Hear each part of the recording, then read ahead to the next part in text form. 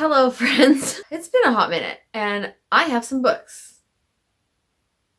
A lot of books to show you guys. So grab yourself your beverage of choice, and let's get into it.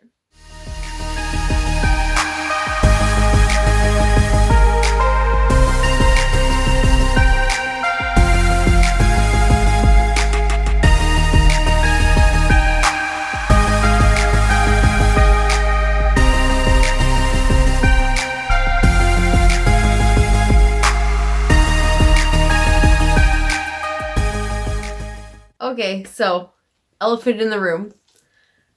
I have not had a lot of time to film in April. Like, nothing. We knew it was going to be chaos. Spring's here. Hockey's winding down. It means that there's playoffs. So on top of the normal events that I had, there's also last minute events because you don't know if you're playing, if you're not playing. So you have to plan for being unavailable, and the fact that I do the scheduling and stuff for the volunteers for said sports team means that I am constantly on call. Also, full disclosure, because we're friends, this lady here got COVID. It was about the beginning of April, and the symptoms and the bad part lasted for about a week. It was awful. I hated it.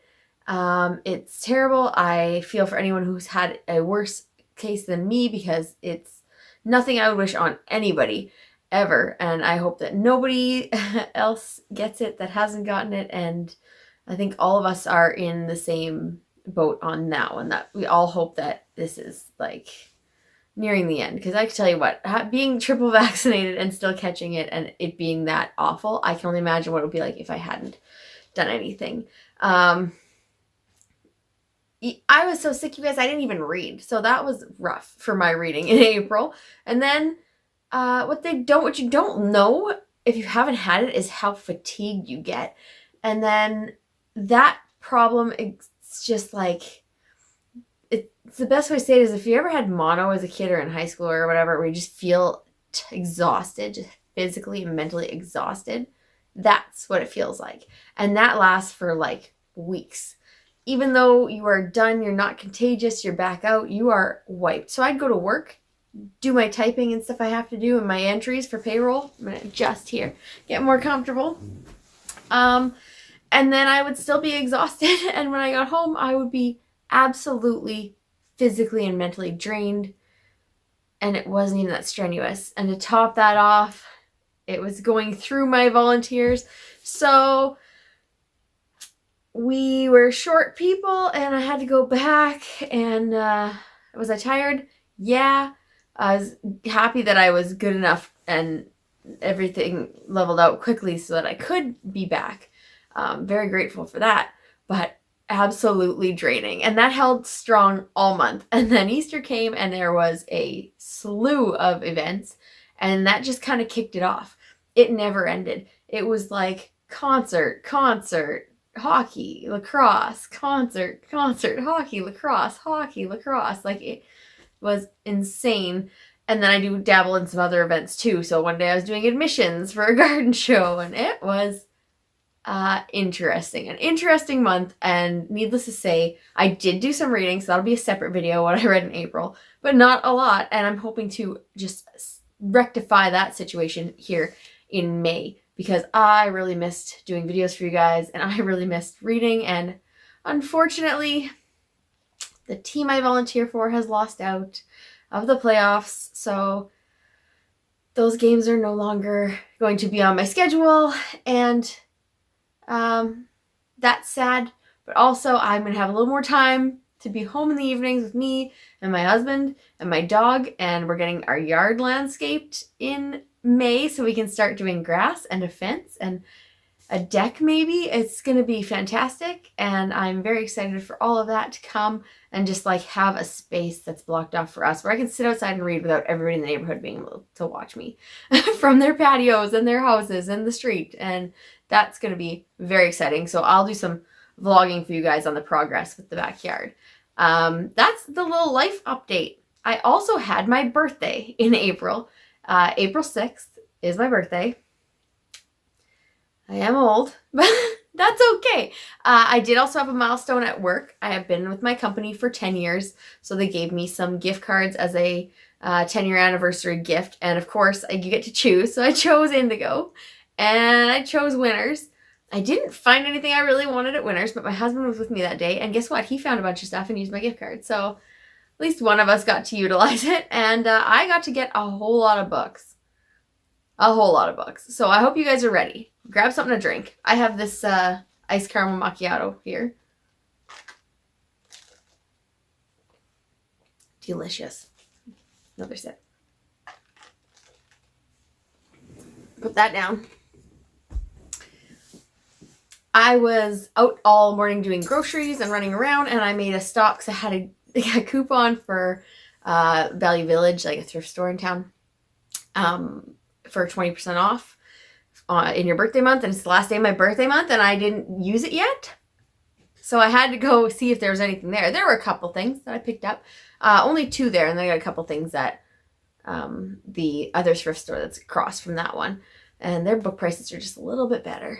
And so I went there, and I went there, and now since it's April 30th, I should show you guys what all I got. So we'll start off with the books that I thrifted.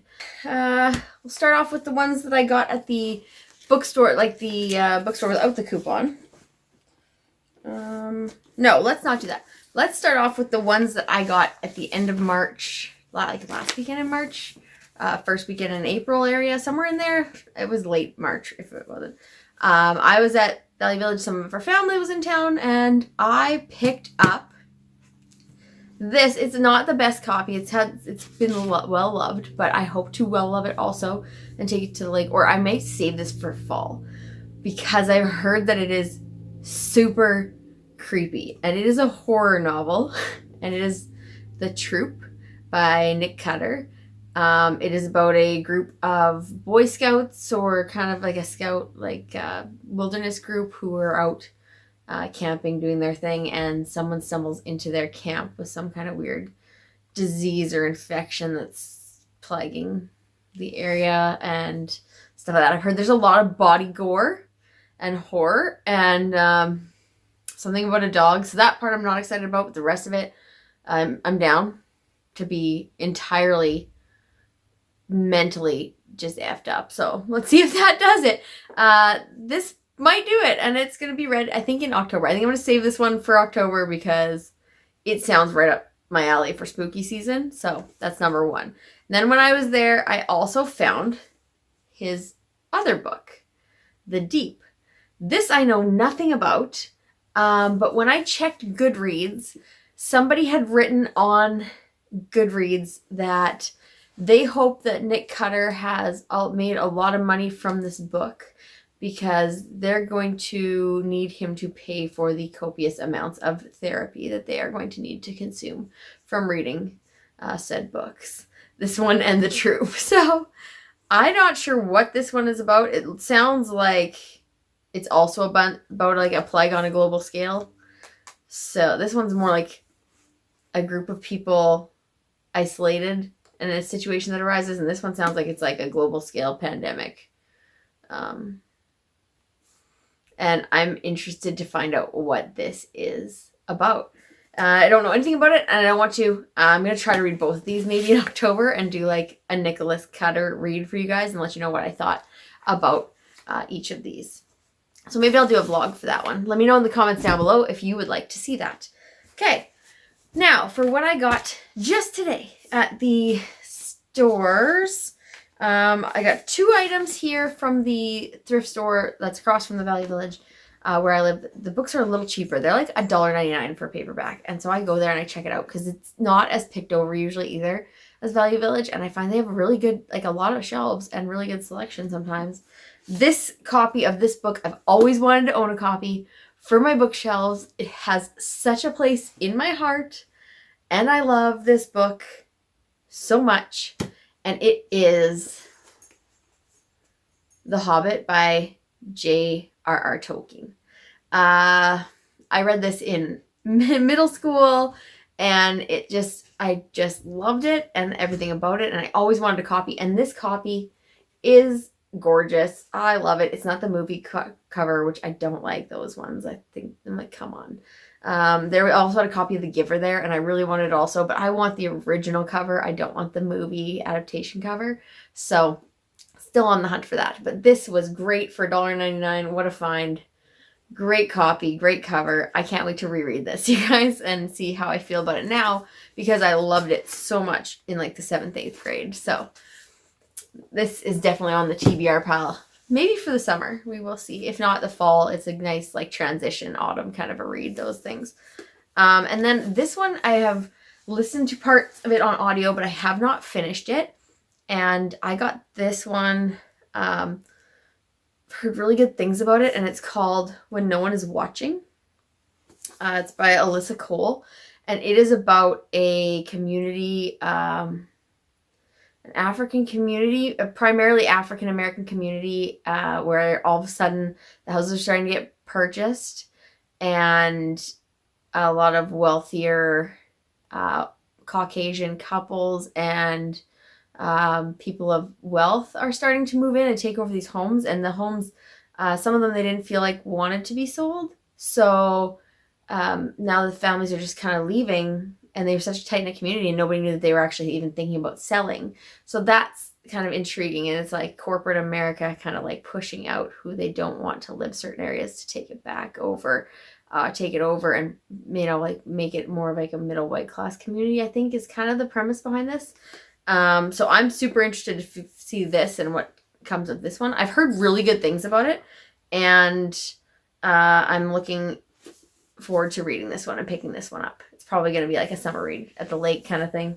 I like the thrillers for those, for that. They're like my beachy go-tos. That and like contemporaries and romances, all the warm, fuzzy vibes in the summer, and thrillers apparently too. Okay, the last book, like an actual novel that I got from the thrift store. So these 2 books coming up next, I got from the Value Village with my coupon for my birthday. One of them has been on my TBR wish list forever. Like it's been a couple years at least. When did this come out? Let's see. It came out in 2014. I've been wanting it for at least 2 years.